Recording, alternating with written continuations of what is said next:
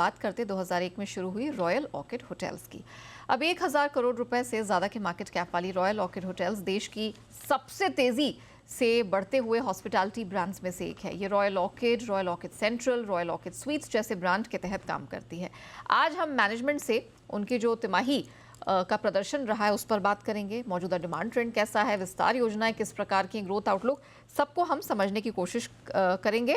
और आइए विस्तार से बात करने के लिए जोड़ते हैं कंपनी के सीएमडी चंदर बाल जी को। सर गुड आफ्टरनून, बहुत स्वागत है आपका जी बिजनेस पे। सर जब आपके नंबर्स हम देख रहे थे उसमें टॉप लाइन तो आपकी बड़ी है सर, 5% के आसपास की स्ट्रेंथ दिखी है, लेकिन जब हम ऑपरेशनली इसको देखते हैं, आपका मार्जिन देख रहे हैं तो इसमें गिरावट दर्ज हुई है। क्या कारण रहा है सर? क्या है कि इस साल हम लोगों ने काफ़ी एक तो कुछ रेनोवेशन जो पेंडिंग थी कोविड के टाइम पे व्हाटएवर इट इज़ वो काफ़ी हमने करी है और आने वाले दिन में हम काफ़ी होटल्स ऐड करेंगे। तो उसके लिए हमने काफ़ी नए लोग लिए हैं। लाइक एक सीईओ लिया है लास्ट ईयर और रीजनल सेल्स ऑफिस लिए हैं। तो उनका जो है ज़रूरी है बिकॉज़ अब इस साल हम तकरीबन 25-30 होटल ऐड करेंगे। तो 25-30 होटल को ऐड करने के सपोर्ट स्टाफ तो चाहिए ना। तो सपोर्ट स्टाफ हमने काफ़ी करा है, मेंटेनेंस काफ़ी करी है इस साल में। और ख़ैर वैसे भी स्टाफ की सैलरीज़ इस साल बढ़ गई हैं क्योंकि अ, कोविड के टाइम पे बहुत कम थी और अब होटल सेक्टर थोड़ा-सा लोग कम यू नो प्रेफ़र कर रहे हैं, काफ़ी दूसरे सेक्टर भी खुल गए हैं, तो इसीलिए हमारे को सैलरी थोड़ी ज़्यादा बढ़ानी पड़ी है। वो करें पर वो ख़ैर ये सब लॉन्ग टर्म विज़न में ये सब कुछ ठीक रह जाएगा और आई थिंक आने वाले क्वार्टर्स में situation should be much better. Sir ये जो 25 से 30 नए होटल्स आप खोल रहे हैं इसी वित्त वर्ष में खोलेंगे? कौन कौन सी ज्योग्राफीज है सर जहां पर हमें होटल्स खुलते हुए दिखाई देंगे? देखिए हम लोग एक तो सबसे बड़ा होटल हम लोग दिसंबर जनवरी तक खोलेंगे, मुंबई में है। वो 300 कमरे का होटल है एयरपोर्ट पे। तो वो सबसे बड़ा होटल होगा। बाकी है नेपाल में हम खोल रहे हैं, Gwalior, Dwarka, statue of unity, Pushkar, Raipur, Varanasi, Tirupati. तो ये काफ़ी सिटीज़ में हम लोग जा रहे हैं। वो टियर 3 सिटीज़ और टियर 2 सिटीज़ में हम लोग काफ़ी जगह स्प्रेड हो रहे हैं। तो तकरीबन 25 30 होटल साइन्ड है। और तो आई थिंक 20-25 होटल तो डेफिनेटली खुल जाने चाहिए इस साल में। और कुछ होटल जो कन्वर्शन में आते हैं, तो वो भी हमारे को कोशिश कर रहे हैं हम तो 5-6 होटल वो भी ले लें। तो उसको हम साइन करेंगे और थोड़ा रेनोवेशन करके स्टार्ट कर देंगे। तो ये उम्मीद है कि हाँ। जो इधर 6000 हमारे पास कमरे हैं अभी और 107 7 होटल है अभी, उसमें से 25-30 होटल और ऐड हो जाएँगे और तकरीबन 2000 कमरे और हमारे ऐड हो जाएँगे इस साल। वर्ष में आपके जो होटल्स की कुल संख्या है वो 140-42 तक चली जाएगी। सर ये सारे इनका ब्रेकअप क्या है सर? ये ओन्ड होटल्स हैं, मैनेज्ड लीज्ड होटल्स हैं, क्या कैटेगरीज हैं सर ये? देखिए most hotels are managed hotels. अच्छा। अभी हम लोग कुछ होटल जो है लीज़ पे भी ले रहे हैं, ताकि जैसे बॉम्बे का होटल हमने लीज़ पे लिया है। तो लीज़ पे जब होटल हम लेंगे तो क्या है उसमें हमारा ट टॉप लाइन काफ़ी बढ़ेगा और अ, उसपे बॉटम लाइन भी एक्सपेक्टेड है कि मैनेज्ड होटल से ज़्यादा हमको देगी।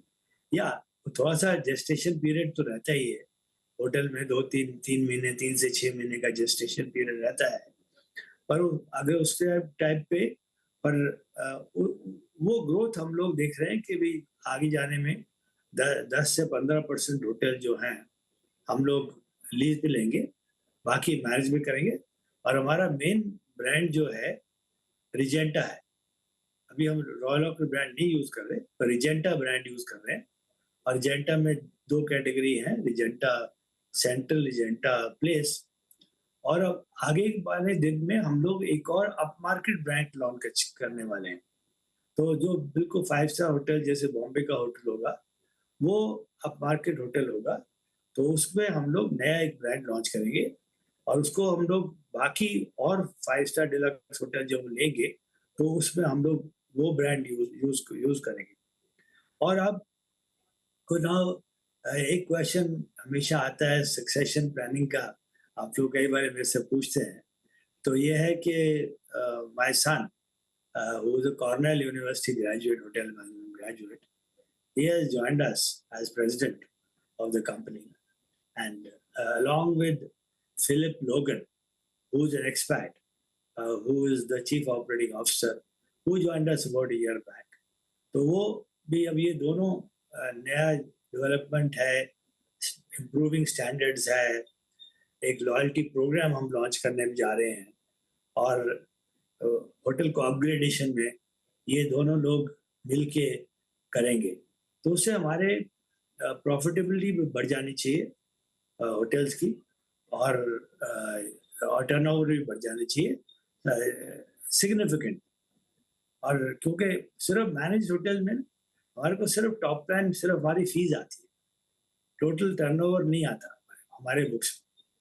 तो अब आने वाले दिन में आज ये दोनों चीज हम बैलेंस करके करेंगे। ये जो 5 स्टार तो होटल होपफुल में जी, जी। सर ये 5 स्टार होटल में जो आपने कहा नया ब्रांड लॉन्च करेंगे, ये इसी साल, इसी वित्त वर्ष में लॉन्च होंगे सर?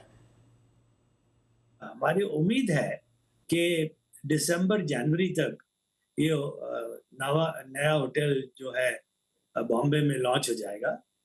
और अ, और फिर आगे वाले दिन में जो भी हम लोग 5 स्टार होटल लेंगे, तो वो नए ब्रांड पे करेंगे हम लोग। सर अगर आप मुझे बता सकें, आपने FY25 की गाइडेंस में ये मेंशन किया था कि आगे काफ़ी चुनौतियां हैं और फ्लैट ग्रोथ दिख रही है। क्या कारण है सर इसके पीछे?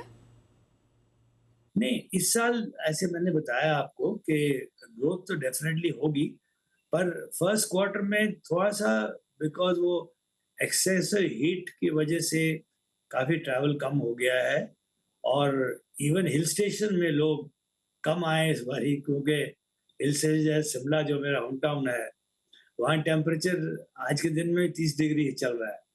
तो लोग थोड़ी-सी, और इलेक्शन भी थे। इलेक्शन के टाइम पे हर साल हर हर 5वें साल में थोड़ी मंदी आती है।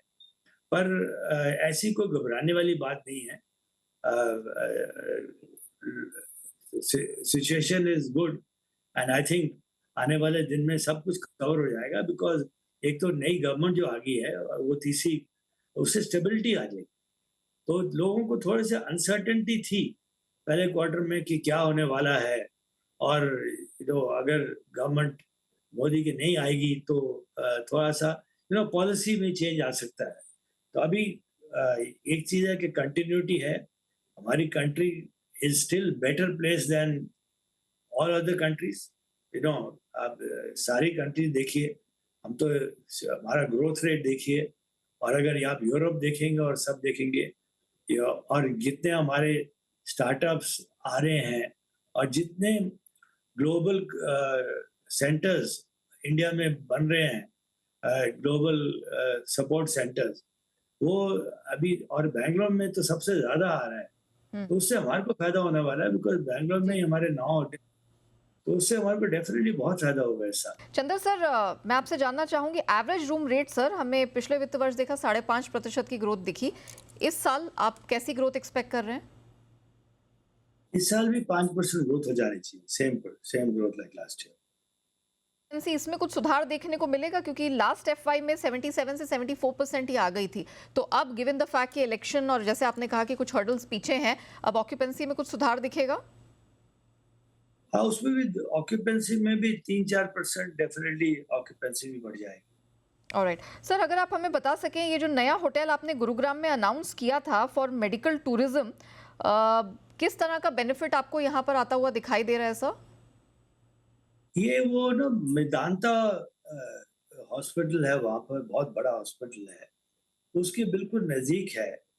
ज़्यादा बड़ा होटल नहीं है, पर 50 कमरे का होटल है। हमने वो पिछले महीने स्टार्ट करा है, और वो काफ़ी अच्छी ऑक्यूपेंसी दे रहा है अभी ऑलरेडी।